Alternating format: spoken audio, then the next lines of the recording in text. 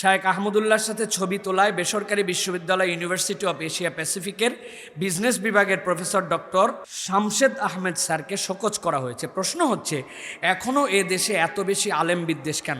আলেমদের প্রতি এই যে একটা বিদ্বেষ, ইসলাম ফোবিয়া তৈরি হওয়া এবং ইসলাম ফোবিয়া তৈরি করা, বিভিন্ন গণমাধ্যমে ইসলাম ফোবিয়াকে হাইলাইটস করা, এগুলো এতটাই বেড়ে গিয়েছে।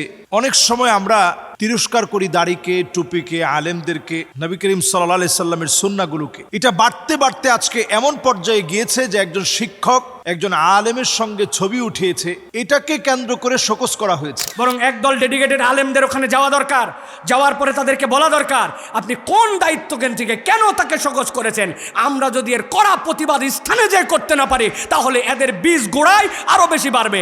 আমরা দেখেছি জগন্নাথ বিশ্ববিদ্যালয়ে নারায়ে তাকবীর স্লোগান দিতে দেওয়া হয় নাই, সেই জায়গাতে আল্লাহ রাব্বুল আলামিন নারায়ে তাকবীর সবার কণ্ঠ থেকে উচ্চ কণ্ঠে নারায়ে তাকবীরের স্লোগানকে আল্লাহ রাব্বুল আলামিন উচ্চারিত করিয়েছেন। প্রিয় ভাইয়েরা, এখনও এ দেশে এত বেশি আলেম বিদ্বেষ কেন? দ্বারা যদি আপনি বুঝান যে বিগত 17 মাসের দেশে এমন একটা পরিবর্তন হয়েছে, মনে সব আল্লাহর অলি আউলিয়ায় রূপান্তর হয়েছে, তা আপনি ভুলের মধ্যে আছেন। এটা আজকের ইসলামোফোবিয়া নয়, এটা 3 দশক 4 দশক ধরে কালচার করে আনা হচ্ছে।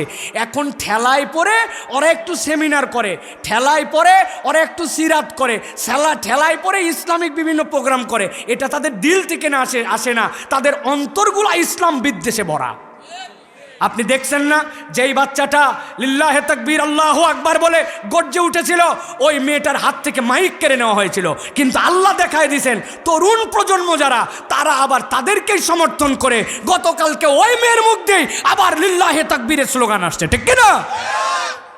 এটা এই জন্য বললাম, এই যেগুলো না, এগুলো বুড়া ভাম, এগুলো হচ্ছে বুড়া শয়তান, এইগুলা সব বিশ্ববিদ্যালয়ে আছে। আমাদের নতুন করে পদক্ষেপ কি নিতে হবে সেটার বিষয়। এটা আমি বলে গেলাম, আপনারা প্রশ্ন দিয়ে গেলেন, জানাই গেলাম। এটা সমাধান নয়, বরং একদল ডেডিকেটেড আলেমদের ওখানে যাওয়া দরকার, যাওয়ার পরে তাদেরকে বলা দরকার, আপনি কোন দায়িত্বজ্ঞান থেকে কেন তাকে শোকজ করেছেন? আমরা যদি এর কড়া প্রতিবাদ স্থানে যে করতে না পারি, তাহলে এদের বীজ গোড়ায় আরো বেশি বাড়বে। প্রতিবাদ এখন হতে হবে একদম স্পেসিফিক, টু দ্য পয়েন্ট, ঠিক কিনা? সুতরাং আমরা জোর দাবি জানাচ্ছি, যেহেতু এটা জানাজানি হয়েছে এবং তিনি এই ব্যক্তি এই কথা বলেছেন, সংবাদ সম্মেলন করে তিনি জানাবেন, বিশ্ববিদ্যালয় এটার উত্তর দিব। এবং যারা এইটা করেছেন আলেমদের সাথে ছবি থাকার কারণে, তাদেরকে দাওয়াত দেওয়ার কারণে, তাদেরকে বলার কারণে, যারা বিরোধিতা করতেছেন, এদেরকে চিহ্নিত করে বিশ্ববিদ্যালয়ের এর বিপক্ষে স্টেপ নিতে হবে, ঠিক কিনা? আল্লাহ রাব্বুল আলামিন যেন এদেরকে বোঝার তৌফিক দান করেন। আল্লাহ রাব্বুল আলামিন যেন এদেরকে এদের জীবনের যে ইসলাম সবচেয়ে বড় সম্পদ, এটা বোঝার মতো তাদের বোধকে আল্লাহ জাগ্রত করেন। এই যে একটা সিচুয়েশন বাংলাদেশে আমরা দেখেছি, এই বিষয়গুলো দেখার পর আমরা বড় লজ্জিত হই। আলেমদের প্রতি এই যে একটা বিদ্বেষ, ইসলাম ফোবিয়া তৈরি হওয়া এবং ইসলাম ফোবিয়া তৈরি করা, বিভিন্ন গণমাধ্যমে ইসলাম ফোবিয়াকে হাইলাইটস করা, এগুলো এতটাই বেড়ে গিয়েছে। অনেক সময় আমরা তিরস্কার করি দাড়িকে, টুপিকে, আলেমদেরকে, নবী করিম সাল্লাল্লাহু আলাইহি সাল্লামের সুন্নাহগুলোকে। এটা বাড়তে বাড়তে আজকে এমন পর্যায়ে গিয়েছে যে একজন শিক্ষক একজন আলেমের সঙ্গে ছবি উঠিয়েছে, এটাকে কেন্দ্র করে শোকজ করা হয়েছে। এটা আমাদের জন্য এত বড় দৃষ্টতা, এটা ইনশাআল্লাহ বাংলাদেশের লোকেরা রুখে দিবে, তাওহীদি জনতা এটা রুখে দিবে এবং রুখে দিয়েছে। আমরা দেখেছি জগন্নাথ বিশ্ববিদ্যালয়ে নারায়ে তাকবীর স্লোগান দিতে দেওয়া হয় নাই, নারায়ে তাকবীর স্লোগান দিতে দেওয়া হয় নাই, সেই জায়গাতে আল্লাহ রাব্বুল আলামিন নারায়ে তাকবীর সবার কণ্ঠ থেকে উচ্চ কণ্ঠে নারায়ে তাকবীরের স্লোগানকে আল্লাহ রাব্বুল আলামিন উচ্চারিত করিয়েছেন। সুতরাং যেখানে বাধা আসবে, এই জাতীয় ইসলাম ফোবিয়া তৈরি হবে, সেখানেই আল্লাহ রাব্বুল আলামিন মুসলমানদেরকে বিজয় দান করবেন। এটা আল্লাহ রাব্বুল আলামিনের ওয়াদা, নাসরুম মিনাল্লাহি ওয়া ফাতহুন করিব। এটাই আল্লাহ রাব্বুল আলামিনের পক্ষ থেকে প্রদত্ত সাহায্য এবং এর মাধ্যমেই সুনিশ্চিত বিজয় আল্লাহ রাব্বুল আলামিন দান করবেন। আলেমরা কারা? নবী করিম সাল্লাল্লাহু আলাইহি সাল্লাম বলছেন, আমার উম্মতের ভিতরে এমন একদল লোক আসবে, তারা আমার দলভুক্ত হতে পারে না, লাইসা মিন্না, ওই লোকগুলো আমি নবী মুহাম্মদ সাল্লাল্লাহু আলাইহি সাল্লামের দলভুক্ত হতে পারে না, মাল্লাম ইয়ারিফ লিআলিমিনা হাক্কাহু, যেই লোকটা আলেমের হক সম্পর্কে জানে না, সে সব হতে পারে, নবী করিম সাল্লাল্লাহু আলাইহি ওয়াসাল্লামের উম্মত হতে পারে না। এই হাদিসের চমৎকার ব্যাখ্যা এনেছেন পৃথিবী বিখ্যাত মুহাদ্দিসিনে কেরাম। এর মধ্যে ইমাম নাওয়াবী রাহিমাহুল্লাহর ব্যাখ্যাটা আমার কাছে বড় চমৎকার লেগেছে।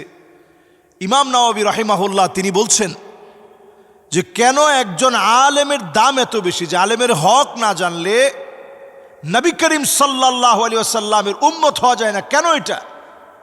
তিনি ব্যাখ্যা করতে গিয়ে লিখেন, কারণ একজন আলেম মানুষকে এতটাই বেশি ভালোবাসে, ইন্না আবাআকুম ইয়াহফাযুনাকুম মিন নারিদ দুনিয়া, দুনিয়ার যদি আপনার ঘরের ভিতরে আগুন লেগে যায়, আপনার ঘরকে বাঁচানোর জন্য মা বাপ চেষ্টা না করে বরং সন্তানদেরকে বাঁচানোর জন্য চেষ্টা করবে। সম্পত্তির দিকে মা বাপ তাকাবে না, নিজের দিকে মা বাপ তাকাবে না, বরং আগে সন্তানটার দিকে তাকাবে।